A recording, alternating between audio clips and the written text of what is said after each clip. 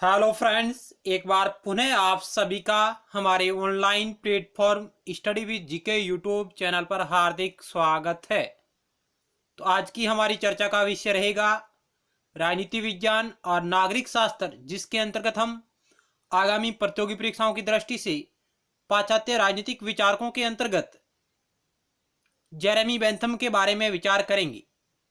क्योंकि राजनीति विज्ञान और नागरिक शास्त्र के किसी भी पेपर में प्रतियोगी परीक्षाओं की दृष्टि से पाश्चात्य राजनीतिक विचारक या दार्शनिकों में जेरेमी बेंथम शामिल है, तो उसके लिए यह टॉपिक बहुत ही महत्वपूर्ण रहेगा।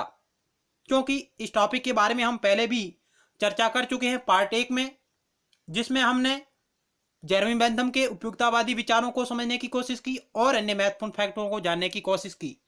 आज हम जेरेमी बेंथम के विचारों पर आधारित महत्वपूर्ण सवालों के बारे में चर्चा करेंगे।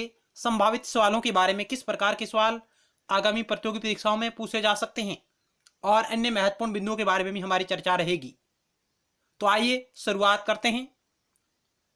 यदि आप पहली बार हमारे इस चैनल को देख रहे हैं तो आप इसे जरूर सब्सक्राइब करिएगा और पास बने बेल के आइकन घंटे को भी जरूर दबाएं, ताकि नेक्स्ट टाइम वीडियो सीरीज का नोटिफिकेशन आपके पास तुरंत पहुंच जाए। इसके अलावा आप हमारे चैनल स्टडी विद जीके की प्लेलिस्ट पर जा सकते हैं, जहां आपको नागरिक शास्त्र और राजनीति विज्ञान के लगभग समस्त महत्वपूर्ण वीडियो सीरीज उपलब्ध है, वहां आपको मिलेंगे।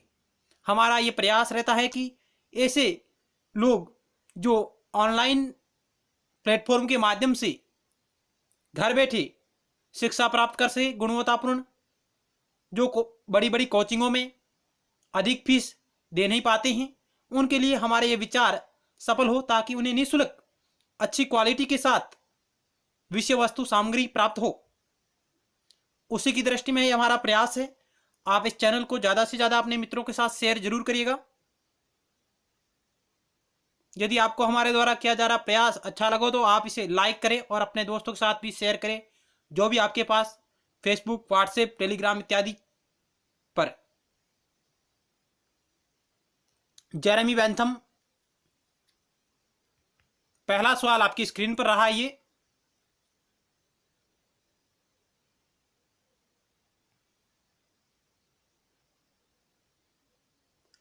निम्नलिखित में से किस विचारक ने चिरसमत उदारवाद को एक नया उपयोगितावादी आधार प्रदान किया? निम्नलिखित में से किस विचारक ने चिरसमत उदारवाद को एक नया उपयोगितावादी आधार प्रदान किया? John Locke, Rousseau, Bentham, John Ross. चिरसमत उदारवाद या शास्त्रीय उदारवाद जिसे हम कह सकते हैं, तो एक नया उपयोगितावादी आधार प्रदान किया। तो इस सवाल का राइट उत्तर होगा ऑप्शन 3, बेंथम, जेरेमी बेंथम ने। बेंथम ने क्यों नया आधार प्रदान किया? क्योंकि बेंथम से पूर्ववर्ती जो विचारक थे, बेंथम से पहले अंग्रेजी उदारवादी प्राकृतिक अधिकारों और प्राकृतिक कानून जैसी कपोल कल्पनाओं पर आधारित था। यानी बेंथम से पहले अंग्रेजी उदारवाद चिरसमत उदारवाद है, जो प्राकृतिक अधिकारों और प्राकृतिक कानून जैसी कपोल कल्पनाओं पर आधारित था। लेकिन बेंथम ने इन सभी विचारों का खंडन किया तथा उपयुक्ततावाद को आधार बनाया। और उपयुक्ततावाद, जिसके माध्यम से बेंथम ने यह विचार रखा कि जो ये दुनिया है यह सुख दुख के संबंधों पर आधारित है, और जो कार्य सुख को बढ़ावा देता है उसे इंसान करता है, और जो दुख को बढ़ावा देता है उससे इंसान दूर रहता है। इसी आधार पर इन्होंने राज्य के कार्यों का वर्णन किया। राज्य का कार्य रहेगा अधिकतम व्यक्तियों का अधिकतम कल्याण सुनिश्चित करना। यह बात है जो बेंथम ने इस उपयुक्ततावादी सिद्धांत के बारे में बताई है। चलते हैं अगले सवाल की ओर। तो यह भी आपको पता होना चाहिए कि बेंथम ने प्राकृतिक अधिकारों और प्राकृतिक कानूनों को, जो बेंथम से पूर्व जो विचार थे उनका इन्होंने खंडन किया है, और उन्होंने इन्हें बकवास की संज्ञा दी है। उन्हें अलंकारिक बकवास कहा है। इन्होंने प्राकृतिक अधिकारों और प्राकृतिक कानूनों को इन्होंने अलंकारिक बकवास की संज्ञा दी है। मित्रों, अगला सवाल आपकी स्क्रीन पर है 2 नंबर। निम्न में से किस विचारक का यह विचार था कि व्यक्ति की संतुष्टि ही उपयोगितावाद का मापदंड है? जॉन लोक का, हॉब्स का, रूसो का, बेंथम का। निम्न में से किस विचारक का यह विचार था कि व्यक्ति की संतुष्टि ही उपयोगिता बाजार का मापदंड है? तो इस सवाल का भी उत्तर आपका 4 होगा। जेरेमी बेंथम का यह विचार था। चलते हैं अगले सवाल की ओर। ऑप्शन डी राइट होगा। अगला सवाल 3 नंबर आपकी स्क्रीन पर है। बेंथम ने निम्न में से किस विचार का समर्थन किया है? यहां आपको कथन दिए गए हैं, फिर आपको सही कूट का चयन करना है मित्रों। बहुत ही अच्छा सवाल है कि बेंथम ने निम्न में से किस विचार का समर्थन किया है? सामाजिक समझौता सिद्धांत का, सामान्य इच्छा सिद्धांत का, उपयोगितावादी सिद्धांत का, प्राकृतिक अधिकारों के सिद्धांत का, दैवीय उत्पत्ति सिद्धांत का। सही कूट का चयन करें। ऑप्शन ए 1 2 3, ऑप्शन बी 1 2 4 5, और ऑप्शन सी केवल 3, और ऑप्शन डी केवल दूसरा, तीसरा और पांचवा। आपको बिल्कुल सही कूट का चयन करना है। ध्यान से सवाल को पढ़िएगा।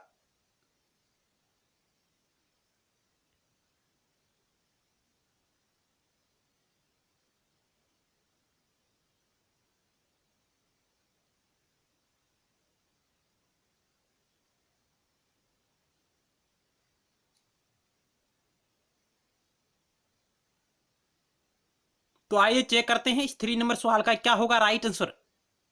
ऑप्शन आपका सी राइट होगा। केवल तीसरा सही है बिल्कुल, जिसका बेंथम ने समर्थन किया है, क्योंकि बेंथम ने सामाजिक समझौता सिद्धांत था उसका उन्होंने खंडन किया है, सामान्य इच्छा सिद्धांत का उन्होंने खंडन किया है, उपयोगितावादी सिद्धांत का उन्होंने समर्थन किया है, प्राकृतिक अधिकारों के सिद्धांत का उन्होंने खंडन किया है, और दैवीय उत्पत्ति सिद्धांत का भी उन्होंने खंडन किया है मित्रों। ऑप्शन आपका केवल 3 है जो राइट होगा। ऑप्शन सी आपका राइट होगा। उपयोगितावादी सिद्धांत का समर्थन करता है जेरेमी बेंथम, जो अधिकतम व्यक्तियों के अधिकतम कल्याण पर आधारित है। चलते हैं अगले सवाल की ओर। 4 नंबर आपकी स्क्रीन पर रहा।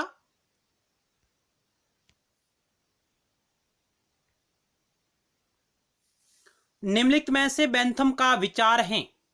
चौथा सवाल, निम्नलिखित में से बेंथम का विचार है। यहां पहले आपको 2 कथन दिए गए हैं और फिर आपको सही कूट का चयन करना है। सुख और दुख काल्पनिक मापदंड नहीं, यह तो नाप तोल की वस्तुएं हैं। क्या बेंथम ने यह कहा कि सुख और दुख काल्पनिक मापदंड नहीं है, यह तो नाप तोल की वस्तुएं हैं? दूसरा कथन है समुदाय का हित उसके पृथक पृथक सदस्यों के हितों का जोड़ होता है, न कि सामूहिक सदस्यों का। सही कूट का चयन करें। केवल पहला सही है, केवल दूसरा सही है, पहला दूसरा दोनों सही है, न तो पहला है न ही दूसरा है। 4 ऑप्शन आपके समक्ष रहे कि निम्नलिखित में से बेंथम का विचार है, और फिर आपको सही कूट का चयन करना है। क्या ये दोनों कथन सही है? क्या केवल पहला सही है? क्या केवल दूसरा सही है? या तो न तो पहला है न ही दूसरा है।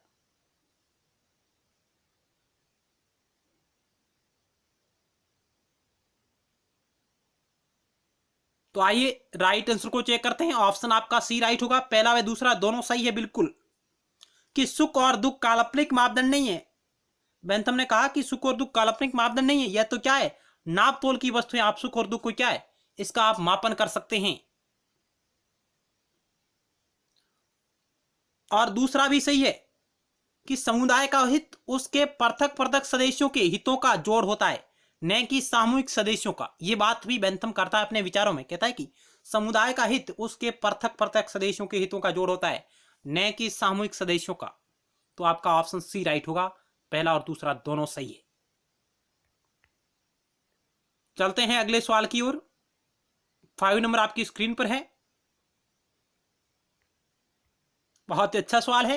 बेंथम के विचारों के बारे में सही कथन का चयन करें। बेंथम के विचारों के बारे में सही कथन का चयन करें। यदि आपने हमारी पहली वीडियो सीरीज जो जेरेमी बेंथम पर आई है उसको आपने अभी तक नहीं देखा है तो आप उसे भी जरूर देखें सबसे पहले। उसका लिंक आपको इसी वीडियो सीरीज के नीचे डिस्क्रिप्शन बॉक्स में मिल जाएगा, या आप उन्हें प्लेलिस्ट पर जाके देख सकते हैं। पाश्चात्य राजनीतिक विचारकों के नाम से प्लेलिस्ट बनी हुई है।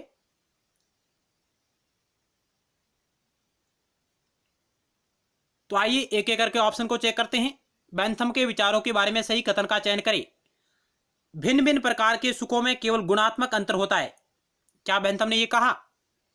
कथन दूसरा, भिन्न भिन्न प्रकार के सुखों में केवल मात्रात्मक अंतर होता है। क्या यह बात सही है?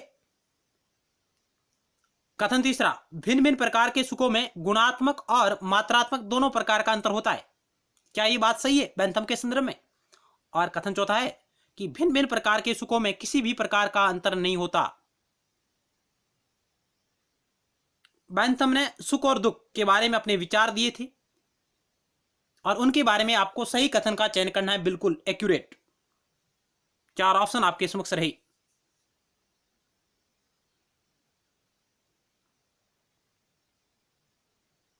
तो आइए राइट आंसर को चेक करते हैं। ऑप्शन आपका 2 राइट होगा, क्योंकि बेंथम ने कहा कि भिन्न भिन्न प्रकार के सुखों में केवल मात्रात्मक अंतर होता है। उन्होंने कहा कि गुणात्मक अंतर नहीं होता, केवल मात्रा का, परिणाम का अंतर होता है, न कि गुणों का। तो ऑप्शन आपका केवल 2 राइट होगा।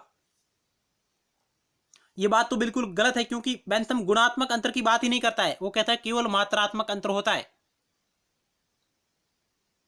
तो ऑप्शन आपका 2 राइट होगा। आइए इसके बारे में और महत्वपूर्ण विचारों को देखते हैं।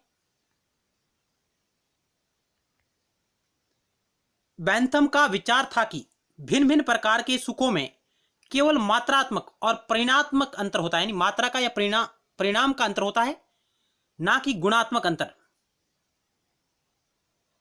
ये दोनों शब्दावली एक ही जगह उपयोग होती है, मात्रात्मक और परिमाणात्मक। तो बेंथम का विचार था कि भिन्न भिन्न प्रकार के सुखों में केवल मात्रात्मक या परिणात्मक अंतर होता है, न कि गुणात्मक अंतर। बेंथम ने कहा कि यदि कंचा खेलने और कविता पढ़ने में एक जितना आनंद आता है तो इन दोनों में कोई अंतर नहीं है। बेंथम कहता है कि यदि कंचे खेलने और कविता पढ़ने में एक जितना आनंद आता हो तो इन दोनों में कोई अंतर नहीं है। यह नहीं देखा जाना चाहिए कि इनके आनंद का स्रोत क्या है, इस पर आपको विचार नहीं करना है। आपको आनंद आता है या नहीं आता, इस पर आपको देखना है। इनका स्रोत क्या है, बेंथम कहता है ये महत्वपूर्ण नहीं है, महत्वपूर्ण वो है आपको आनंद कितना आता है। तो बेंथम ने कहा कि यदि कंचे खेलने और कविता पढ़ने में एक जितना आनंद आता है तो इन दोनों में कोई अंतर नहीं है।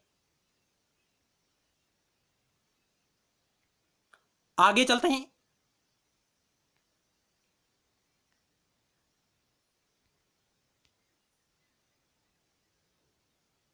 ये हम जो बात कर रहे हैं ये उपयुक्ततावादी सिद्धांत के क्या है, मूल तत्व है। आगे बेंथम ने कहा कि सुखों में मात्रात्मक अंतर के बारे में उनके विचार है। बेंथम का मानना है कि सभी सुख गुणों में एक जैसे होते हैं। उन्होंने कहा कि सभी सुख है जो गुणों में एक जैसे होते हैं और इसलिए उनमें गुणात्मक की बजाय मात्रात्मक अंतर पाया जाता है। बेंथम का मानना है कि सभी प्रकार के सुखों में गुण है जो एक समान होते हैं, लेकिन उसमें मात्रात्मक अंतर पाया जाता है। बेंथम का कहना है कि पुष्मिन यानी बच्चों का खेल उतना ही अच्छा है जितना कि कविता पढ़ना। यानी बेंथम कह रहे हैं कि पुष्मिन यानी बच्चों का खेल उतना ही अच्छा है जितना कि कविता पढ़ना। खेलने से भौतिक सुख प्राप्त होता है, जबकि कविता पढ़ने से मानसिक सुख हो। बेंथम कह रहे हैं कि पुष्मिन बच्चों का खेल उतना ही अच्छा है जितना कि कविता पढ़ना, और खेलने से भौतिक सुख प्राप्त होता हो और उसी प्रकार कविता पढ़ने से कैसा सुख प्राप्त होता है, मानसिक सुख प्राप्त होता है। तो दोनों सुखों की मात्रा मापा जा सकता है, दोनों के सुखों की मात्रा को मापा जा सकता है। इनकी गणना क्या है, संभव है, लेकिन इनमें गुणात्मक अंतर नहीं है बिल्कुल। यह बात बेंथम अपने विचारों में करते हैं। बेंथम ने कहा कि एक कील भी उतनी ही दर्द करती है जितनी की कर्कश की आवाज, अतः सुखों में मात्रात्मक अंतर है, गुणात्मक नहीं। बेंथम ने कहा कि एक कील भी उतनी ही दर्द करती है जितनी की कर्कश की आवाज, अतः सुखों में मात्रात्मक अंतर है, गुणात्मक अंतर नहीं। यह बात सबसे महत्वपूर्ण है। लेकिन बेंथम के शिष्य जेएस मिल, जॉन स्टुअर्ट मिल, उन्होंने कहा कि बेंथम के विचारों में संशोधन करते हुए उपयोगितावादी सिद्धांत को एक नया आधार प्रदान किया है, उसमें संशोधन किया है जेएस मिल ने। और उन्होंने कहा कि केवल मात्रात्मक अंतर महत्वपूर्ण नहीं है, मात्रात्मक अंतर के साथ साथ गुणात्मक अंतर भी होता है। जेएस मिल कहते हैं कि सुखों में मात्रात्मक अंतर के साथ साथ गुणात्मक अंतर भी होता है। दोनों अंतर की बात करता है जेएस मिल, लेकिन बेंथम है जो केवल मात्रात्मक अंतर की बात करता है। मित्रों, इस बिंदुओं को भी आप अपने नजरों में रखें। बेंथम केवल मात्रात्मक अंतर की बात करता है, जबकि जेएस मिल मात्रात्मक अंतर के साथ गुणात्मक अंतर की भी बात करता है। चलते हैं अगली स्लाइड की ओर। अगला सवाल आपकी स्क्रीन पर है। बेंथम के अनुसार सुख को मापने के लिए कितने प्रकार के मापदंड अपनाए जाने चाहिए? बेंथम के अनुसार सुख को मापने के लिए कितने प्रकार के मापदंड अपनाए जाने चाहिए? 5, 3, 8 और 7 चार ऑप्शन आपके समक्ष रहे।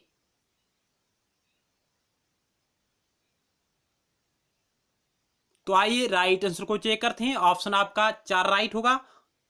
बेंथम ने कहा कि 7 प्रकार के मापदंड अपनाए जाने चाहिए सुखों को मापने के लिए। ऑप्शन आपका 4 राइट होगा। 7 प्रकार के मापदंड अपनाए जाने चाहिए सुखों को मापने के लिए। आगे इनके बारे में विस्तार से जानकारी प्राप्त करते हैं। क्या है ये मापदंड? बेंथम ने सुखों को मापने के लिए एक यंत्र का निर्माण किया जिसे सुखवादी मापक यंत्र भी कहा जाता है। बेंथम का विचार है कि सुख दुख को तुलनात्मक आधार पर परखा जा सकता है। बेंथम ने कहा कि सुख और दुख को तुलनात्मक आधार पर परखा जा सकता है। बेंथम ने सुख दुख के मापन की जो पद्धति सुझाई उसे सुखवादी मापक यंत्र का नाम दिया गया।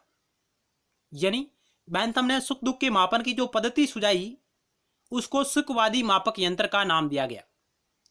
फेलेसिफिक कैल्कुलस, फेलेसिफिक कैल्कुलस इसे कहा जाता है, इंग्लिश में नाम आप याद रखिएगा।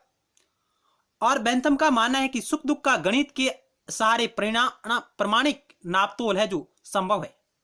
यानी बेंथम का मानना है कि सुख दुख का गणित के माध्यम से परिमाणिक मात्रात्मक मापतोल है जो संभव है। ये बात बेंथम अपने विचारों में करते हैं। तो यहां आपको सबसे महत्वपूर्ण बात ये याद रखनी है कि बेंथम ने एक सुखवादी मापक यंत्र का विकास किया जिसे इंग्लिश में फेलेसिफिक कैल्कुलस कहा जाता है, जिसके माध्यम से सुख दुख का तुलनात्मक मापन संभव है। ये बात बेंथम करता है। फेलेसिफिक कैल्कुलस।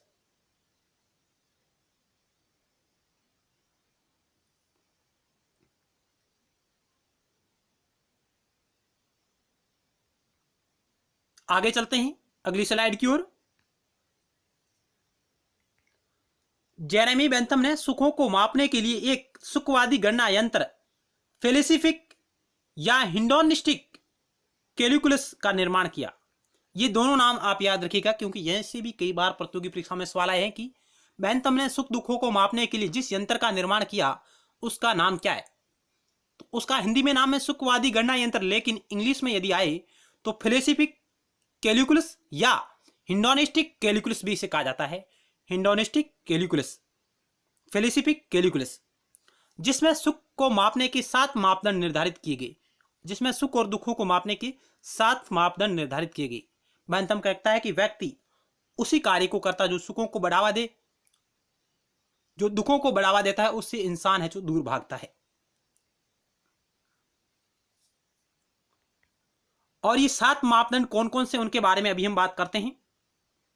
बेंथम ने जिन 7 मापदंडों की बात की है इनमें उन्होंने कहा तीव्रता, इंटेंसिटी, अवधि, स्थायित्व, ड्यूरेशन भी कहा जाता है। इंग्लिश में आप ज्यादातर याद रखिएगा क्योंकि हिंदी में इनका अर्थ अलग हो जाता है कभी कभार। तो तीव्रता पहली, दूसरी अवधि या स्थायित्व, फिर तीसरा है निश्चितता,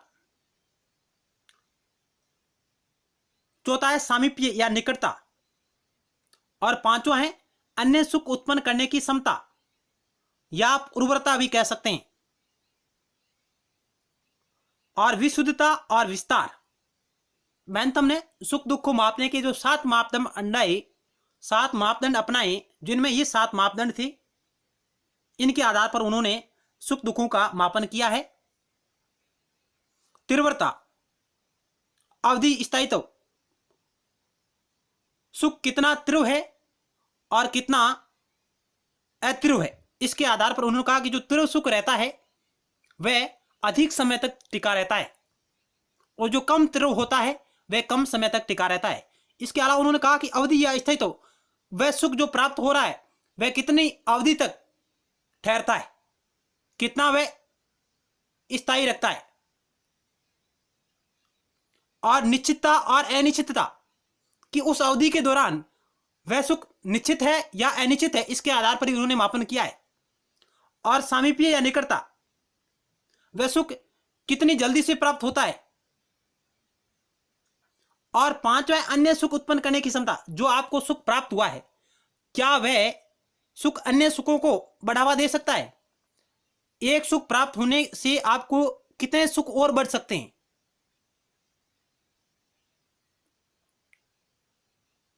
यानी एक सुख आपको प्राप्त हुआ और वह अन्य कितने सुखों को जन्म दे सकता है। इंग्लिश में, हिंदी में आपको कभी कभी उर्वरता शब्द भी आता है, या यह भी आप याद रखिएगा, उर्वरता या अन्य सुख उत्पन्न करने की क्षमता। और विशुद्धता, वह सुख कितना शुद्ध है, इसके आधार पर भी उन्होंने मापन किया, कहीं उसमें मिलावट तो नहीं है। और विस्तार, कि एक सुख प्राप्त होने से वह कितने प्रकार के अन्य सुखों तक विस्तार कर सकता है। एक व्यक्ति को सुख प्राप्त हुआ तो वह अन्य कितने प्रकार के लोगों तक उसको फैला सकता है। तो इस प्रकार इस आधार पर सुख दुख का मापन किया जा सकता है। ये 7 मापदंड है जो जेरेमी बेंथम ने बताए थे सुख दुख के मापन की। इन 7 आधारों पर सुख दुख का मापन किया जाता है बेंथम के अनुसार। फिर आगे बेंथम ने कहा कि जो ये प्रथम से मापदंड है, पहला, दूसरा, तीसरा, चौथा और पांचवा और छठा, प्रथम से मापदंडों का प्रयोग व्यक्तिगत स्तर पर किया जाता है, जबकि 7वां जो अंतिम मापदंड है विस्तार, इसका प्रयोग सामाजिक स्तर पर किया जाता है। यह भी आप याद रखिएगा कि बेंथम ने जिन 7 मापदंडों को अपनाया उनमें से किस मापदंड का प्रयोग सामाजिक स्तर पर किया जाता है निम्नलिखित में से। तो आपका उत्तर होगा विस्तार, एक्सटेंड, इसका प्रयोग सामाजिक स्तर पर किया जाता है कि यह सुख का मापदंड सामाजिक स्तर पर, समाज के स्तर पर कितने लोगों को सुख पहुंचा सकता है, उसका विस्तार कर सकता है। तो आप कह सकते हैं कि सवाल आएगा, आ सकता है, बेंथम ने सुख दुख के जो 7 मापदंड बताए जिनमें किस मापदंड का प्रयोग सामाजिक स्तर पर किया जाता है। तो आपका उत्तर होगा विस्तार। ऐसे भी आ सकता है कि बेंथम के जो सुख दुखों के मापन की मापदंड सुझाई उनमें निम्नलिखित में से किसका प्रयोग व्यक्तिगत स्तर पर किया जा सकता है। इस प्रकार ये आपको सातों याद रहने जरूरी है। तीव्रता, अवधि, निश्चितता, सामीप्य, अन्य सुख उत्पन्न करने की क्षमता, विशुद्धता और विस्तार। चलते हैं अगले सवाल की ओर।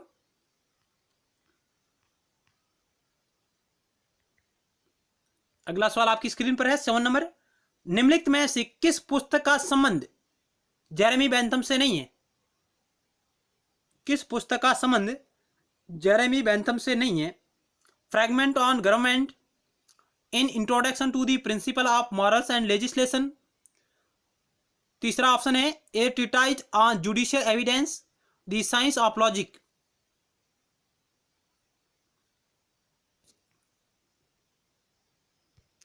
क्या होगा इस सवाल का राइट उत्तर। निम्नलिखित में से किस पुस्तक का संबंध जेरेमी बेंथम से नहीं है। ऑप्शन आपका 4 राइट होगा। दी साइंस ऑफ लॉजिक है, यह पुस्तक जेरेमी बेंथम की नहीं है, तो किसकी है, यह पुस्तक हीगल की है। Hegel, science of logic. जबकि fragment on government, an introduction to the principle of morals and legislation, a treatise on judicial evidence, ये पुस्तकें हैं जो जेरेमी बेंथम की है। जबकि चौथी पुस्तक the science of logic Hegel महोदय की है। अगला सवाल आपकी स्क्रीन पर है, किस आधुनिक विद्वान ने बेंथम से पहले यह विचार प्रकट किया कि शासन की नीतियों का आधार अधिकतम व्यक्तियों का अधिकतम सुख की धारणा को बनाया जाना चाहिए। बेंथम के पूर्ववर्ती जो विचारक है जिन्होंने भी उपयुक्तवाद आधार रखा है, बेंथम से पहले भी कुछ विचारक है जिन्होंने उपयुक्तवाद की बात की है। और उनमें ये बात किसने की है, सेबाई ने, प्रिस्टेले ने, मैक्सी ने, दांते ने।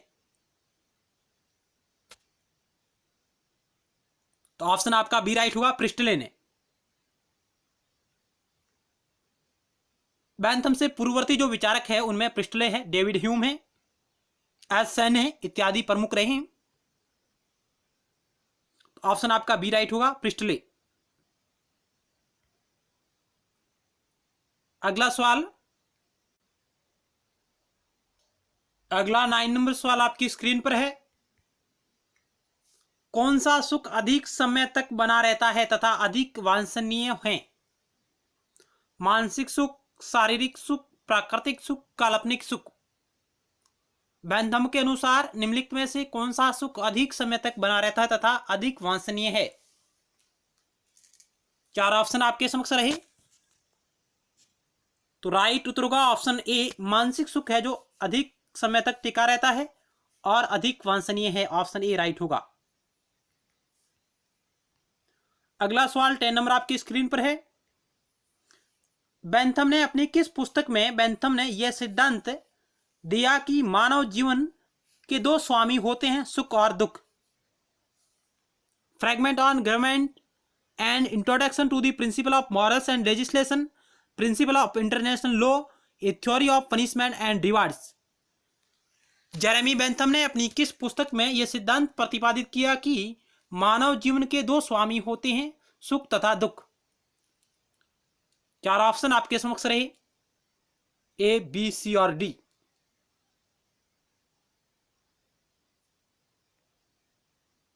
तो ऑप्शन आपका बी राइट होगा, an introduction to the principle of morals and legislation.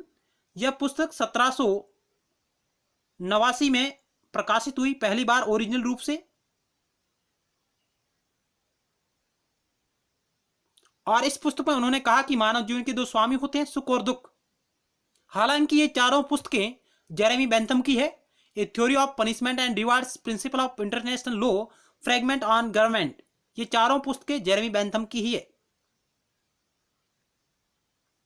चलते हैं अगले सवाल की ओर। 11 नंबर आपकी स्क्रीन पर है। बैंथम ने अपराधियों के दैनिक जीवन को व्यवस्थित करने के लिए एक योजना बनाई जिसका क्या नाम दिया गया?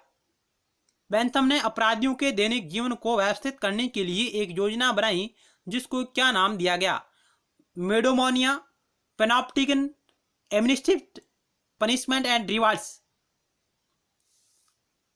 क्योंकि बैंथम जब इंग्लैंड में रहकर कानून व्यवस्था का अध्ययन कर रहा था और उसके बाद उन्होंने वकील का पेशा अपनाया, लेकिन वकालत उन्होंने कुछ समय तक ही की, और उस वकालत और कानून के अध्ययन से जो उसे अनुभव प्राप्त हुए उसके आधार पर उन्होंने कहा कि तत्कालीन समय की जो इंग्लैंड की जो न्यायिक व्यवस्था थी, जो शासन व्यवस्था थी, वह कई त्रुटियों से भरी हुई थी, और उसी के अंतर्गत उन्होंने न्यायिक सुधार की वकालत की। और उसी की श्रृंखला में उन्होंने जो जेल व्यवस्था है, जेल व्यवस्था जहां पर कैदियों को रखा जाता है और उनके साथ बहुत ही बुरा अत्याचार किया जाता था, उस अत्याचारों से दुखी होकर बैंथम ने एक योजना का सुझाव दिया और उसका नाम था पेनॉप्टिकन योजना।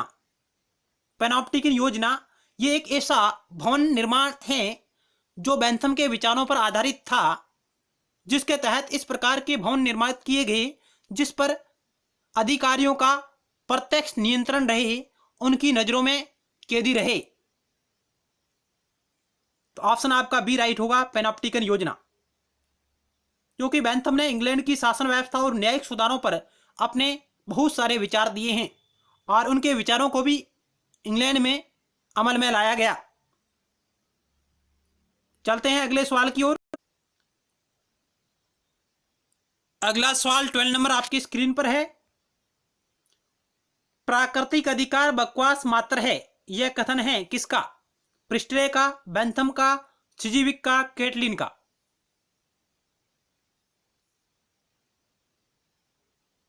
तो राइट उत्तर होगा option B, Bentham. Jeremy Bentham ने प्राकृतिक अधिकार और प्राकृतिक कानूनों को बकवास, अलंकारिक बकवास की संज्ञा दी है, उनका खंडन किया है। ऑप्शन आपका बी राइट होगा।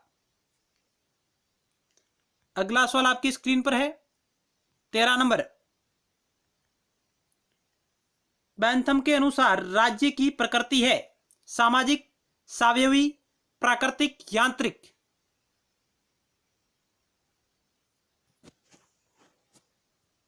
ऑप्शन आपका डी राइट होगा, यांत्रिक प्रकृति है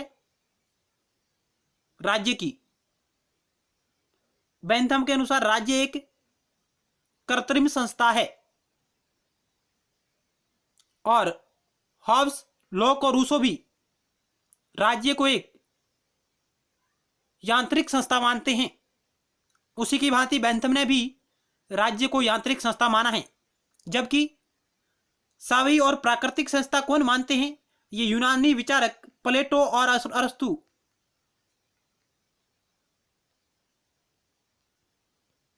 प्लेटो और अरस्तु मुख्य रूप से राज्य को सावी प्राकृतिक मानते हैं, जबकि बेंथम ने इसे यांत्रिक माना है। चलते हैं अगले सवाल की ओर। 14 नंबर आपकी स्क्रीन पर है।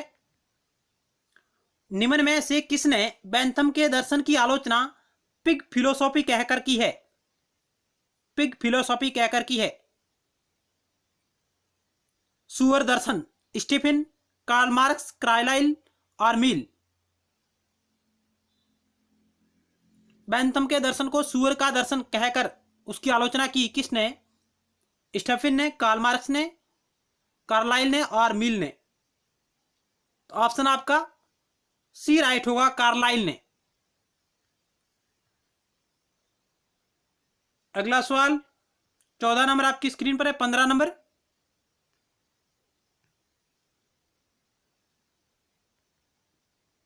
किस विचारक ने बेंथम के उपयोगितावाद को खाना बनाने की किताब कहा?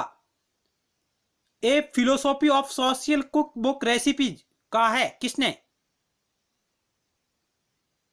इमर्सन ने, केन्स ने, ट्रॉटस्की ने और मार्क्स ने।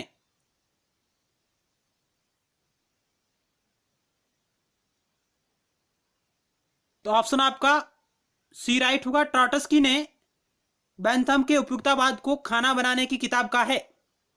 और इमर्सन ने इसे बेंथम के दर्शन को दुर्गंध वाला दर्शन की संज्ञा दी, दुर्गंध वाले दर्शन की संज्ञा दी है इमर्सन ने।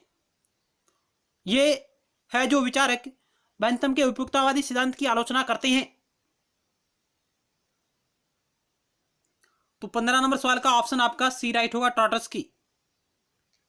अगला सवाल आपकी स्क्रीन पर है।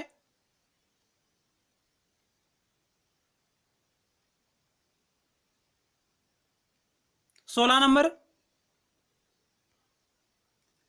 बेंथम ने निम्न में से किस अधिकार को मान्यता दी? प्राकृतिक अधिकार को, दैवीय अधिकार को, ऐतिहासिक अधिकार को, वैधानिक अधिकार को। क्या होगा राइट आंसर?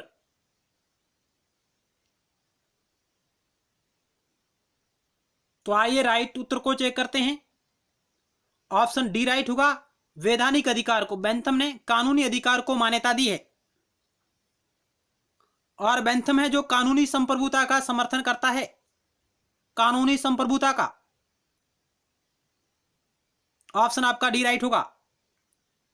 इन अधिकारों का उन्होंने खंडन किया है। चलते हैं अगले सवाल की ओर। 17 नंबर आपकी स्क्रीन पर रहा। बेंथम के विचारों से संबंधित नहीं है। पैनॉप्टिकन योजना, विधियों का संहिताकरण, न्याय व्यवस्था में सुधार, अतिरिक्त मूल्य का सिद्धांत बेंथम के विचारों से संबंधित नहीं है। तो ऑप्शन आपका डी राइट होगा, अतिरिक्त मूल्य का सिद्धांत कार्ल मार्क्स का है।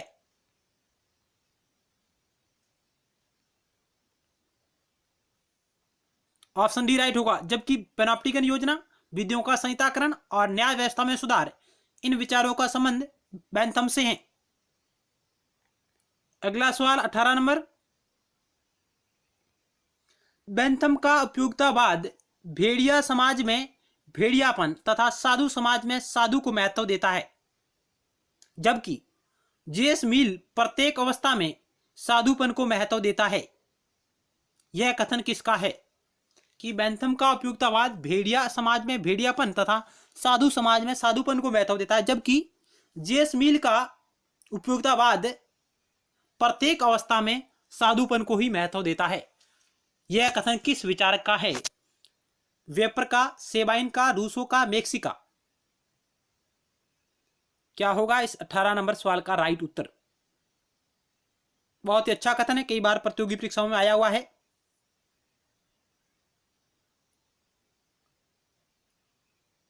तो राइट उत्तर होगा ऑप्शन डी, मैक्सी का। मैक्सी ने यह कहा था।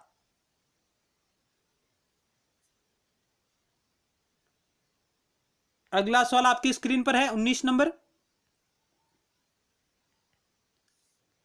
बेंथम सुख दुख को कितने स्रोतों का उल्लेख किया है? बेंथम ने सुख दुख के कितने स्रोतों का उल्लेख किया है? 2, 3, 5, 4।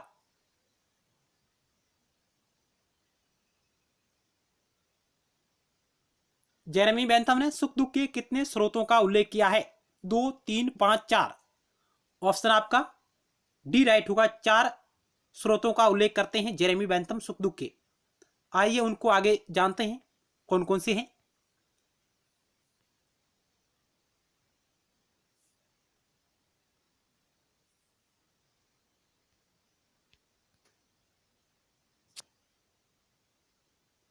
बेंथम है जो उपयुक्तावादी विचार प्रतिपादित करते हुए उन्होंने अपने इस सिद्धांत को, उपयुक्तावादी संबंधी विचारों को उन्होंने सुखवाद पर आधारित किया।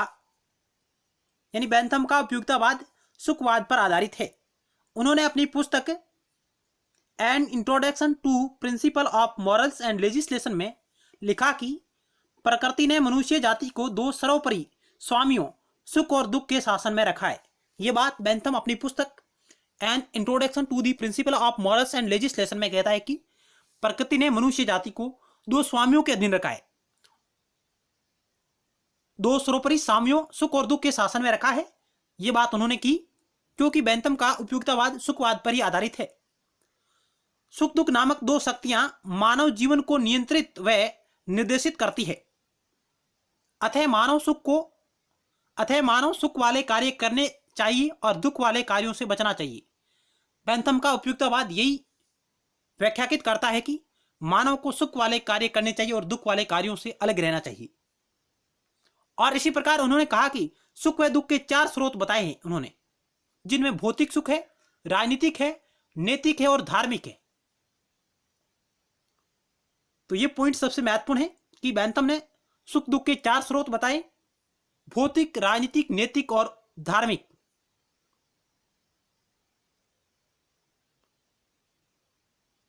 चलते हैं अगली स्लाइड की ओर। और बेंथम है जो सुख के 14 प्रकार व दुख के 12 प्रकार बताते हैं। बेंथम ने सुख के 14 प्रकार बताए और दुख के 12 प्रकार बताए। ये भी उन्होंने वर्गीकरण किया है।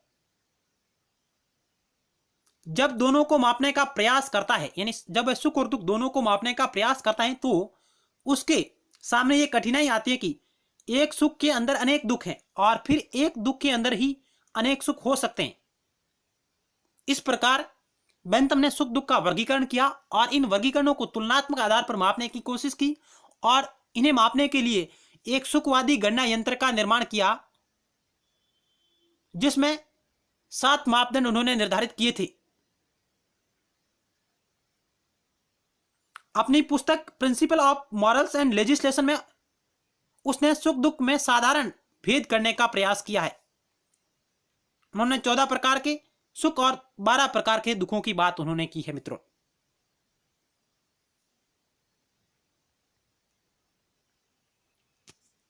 चलते हैं अगली स्लाइड की ओर। अगला सवाल आपकी स्क्रीन पर है 20 नंबर।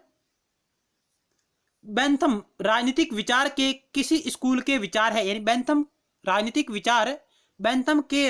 विचार किस स्कूल के विचार है, या बेंथम के राजनीतिक विचार किस स्कूल से संबंधित है? आदर्शवादी स्कूल से, यथार्थवादी स्कूल से, उपयुक्तवादी स्कूल से, मार्क्सवादी स्कूल से?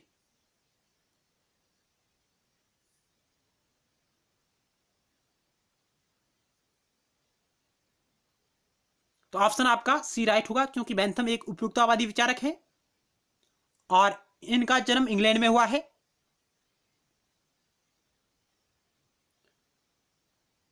चलते हैं अगले सवाल की ओर। बेंथम का जन्म कहां हुआ? अभी हमने बात की, इंग्लैंड में हुआ है और इन्होंने इंग्लैंड में रहकर ही अपनी पढ़ाई की और वहीं पर उन्होंने कानून का अध्ययन किया और वहीं पर उन्होंने वकालत की और उसके बाद उन्होंने इंग्लैंड की न्यायिक व्यवस्था में सुधार के लिए उन्होंने कई पुस्तकों का प्रकाशन किया और बाद में इन्हीं के विचारों पर इंग्लैंड की न्यायिक व्यवस्था में सुधार किया गया, कानूनों में सुधार हुआ। अगला सवाल है, the treatise on judicial evidence किसकी रचना है? Bentham, Laski, Rousseau, Locke. The treatise on judicial evidence, अभी हमने बात की थी, यह भी एक बेंथम की रचना है। ऑप्शन आपका ही राइट होगा। अगला सवाल आपकी स्क्रीन पर है, जेलों के भीतर सुधार के लिए पैनॉप्टिकन की योजना किस विचारक ने प्रस्तुत की?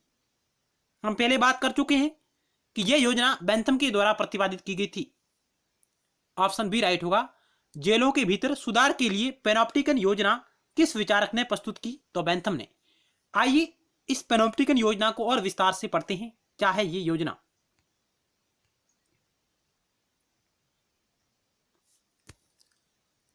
बेंथम ने इंग्लैंड की जेल व्यवस्था में सुधार का सुझाव दिया।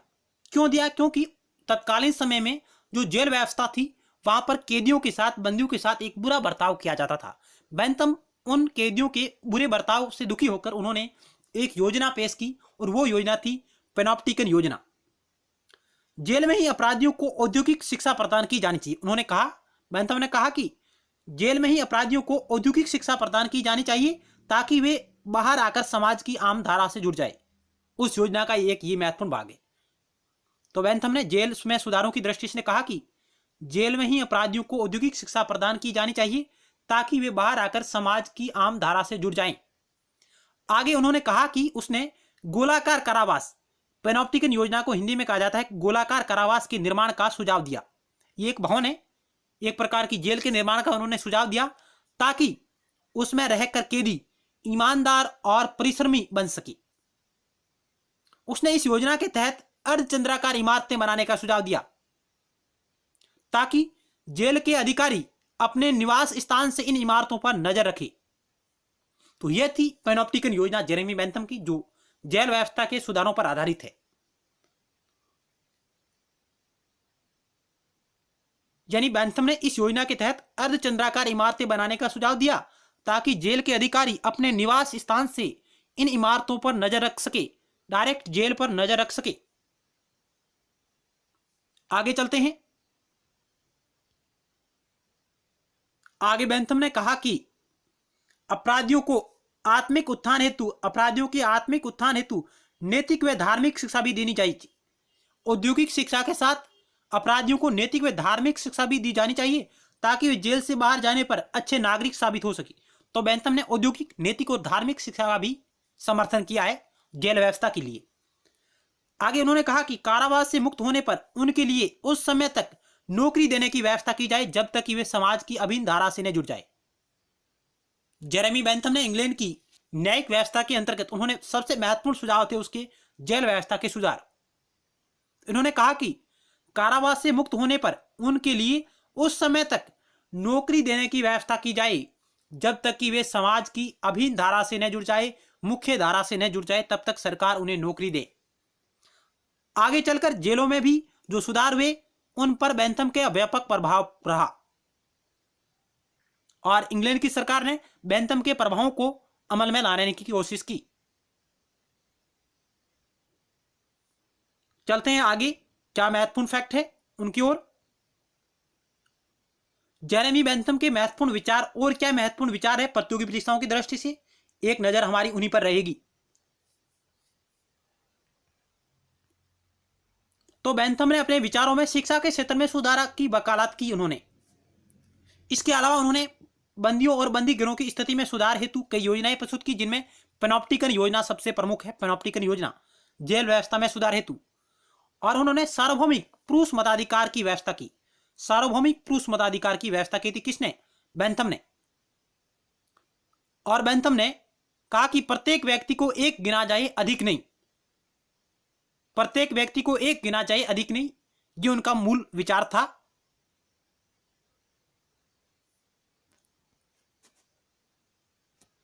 एक व्यक्ति एक वोट का सिद्धांत भी बेंथम से संबंधित है, एक व्यक्ति एक वोट। और आगे उन्होंने संसद के वार्षिक अधिवेशन का समर्थन किया। संसद का वार्षिक अधिवेशन होना चाहिए, वार्षिक, और गुप्त मतदान का उन्होंने समर्थन किया था बैंथम ने, जबकि मील है जो खुले मतदान का समर्थन करता है। जीएस मील खुले मतदान का समर्थन करता है, जबकि बैंथम है जो गुप्त मतदान का समर्थन उन्होंने किया था। इनके अलावा बैंथम के क्या और महत्वपूर्ण विचार है उनको देखने की कोशिश करते हैं।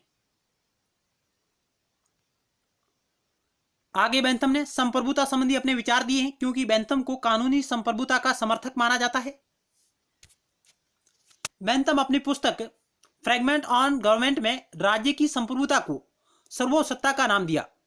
एक तरफ वह राज्य सर्वोसत्ता संबोधित करता है, किंतु राज्य की अनंत शक्ति में वह विश्वास नहीं करता है। और बैंथम कानून को सर्वोच्च स्थान देता है। कानूनी संप्रभुता का समर्थक रहा है बैंथम।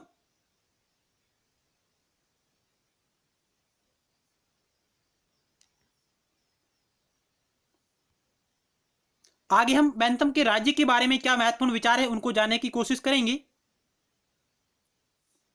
राज्य के बारे में बैंथम के विचार। बैंथम के अनुसार राज्य का उद्देश्य अधिकतम लोगों का अधिकतम सुख है। बैंथम के अनुसार राज्य के वे कार्य ही उपयोगी हैं जो व्यक्तियों को लाभ पहुंचाते हो, जो अधिकतम लोगों का अधिकतम सुख सुनिश्चित करते हो, वे कार्य ही राज्य के उपयोगी है। सभी व्यक्ति राज्य के आदर्शों का पालन इसलिए करते हैं क्योंकि वे उनके लिए उपयोगी है। बैंथम कहता है कि सभी व्यक्ति राज्य के आदर्शों का पालन इसलिए करते हैं क्योंकि वे उनके लिए उपयोगी हैं। राज्य का उद्देश्य किसी एक व्यक्ति को सुख प्रदान करना नहीं है, बल्कि अधिक से अधिक व्यक्तियों को सुख प्रदान करना है। बैंथम कहते हैं कि राज्य का उद्देश्य किसी एक व्यक्ति विशेष को सुख प्रदान करना नहीं है, उसका उद्देश्य अधिक से अधिक व्यक्तियों को सुख प्रदान करना है। इसलिए बैंथम कहता है कि व्यक्ति को अधिक से अधिक लोगों के कल्याण में राज्य को सहयोग देना चाहिए, यानी व्यक्ति के अधिक से अधिक लोगों के कल्याण में राज्य को सहयोग देना चाहिए। ये बात भी बैंथम अपने विचारों में करता है।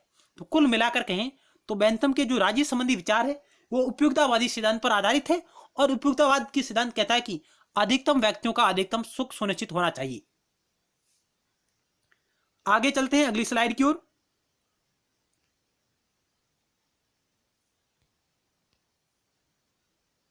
आगे बैंथम कहते हैं कि राज्य की उत्पत्ति के बारे में उनके विचार है।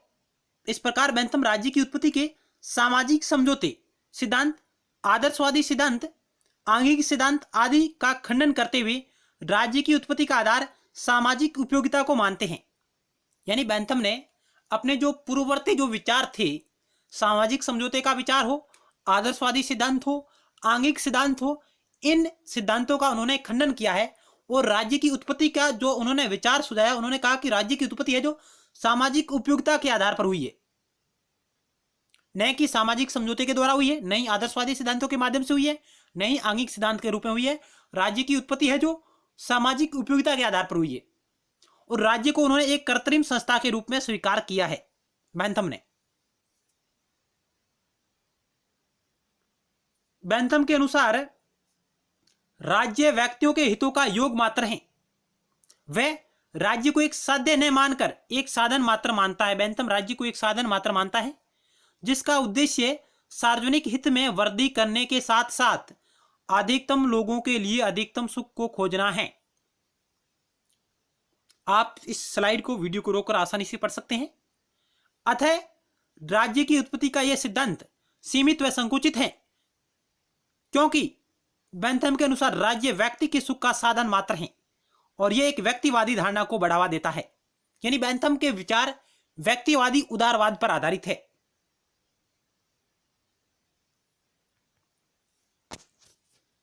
आगे चलते हैं।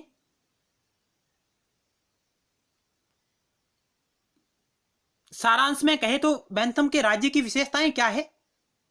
संक्षेप में कहे तो बैंथम के सिद्धांत के अनुसार राज्य को निम्नलिखित विशेषताएं होनी चाहिए। बैंथम के अनुसार यह अधिकतम सुख को बढ़ावा देने वाली एक मानवीय अभिकरण है। बैंथम ने कहा कि राज्य अधिकतम सुख को बढ़ाने वाला एक मानवीय अभिकरण है, एक यांत्रिक है, सस्ता है। यह व्यक्ति के अधिकारों का स्रोत है। राज्य व्यक्ति के अधिकारों का स्रोत है। यह व्यक्ति के हितों में वृद्धि करने का एक साधन है। राज्य को बेंथम ने एक साधन माना। इसका लक्ष्य अपने नागरिकों के सुख में वृद्धि करना है। यह दंड विधान द्वारा नागरिकों को अनुचित कार्यों को करने से रोकने वाला एक साधन है। यानी राज्य है जो दंड के माध्यम से नागरिकों को अनुचित कार्यों को करने से रोकता है। तो ये कुछ उन्होंने अपनी विशेषताएं बताई हैं राज्य के बारे में।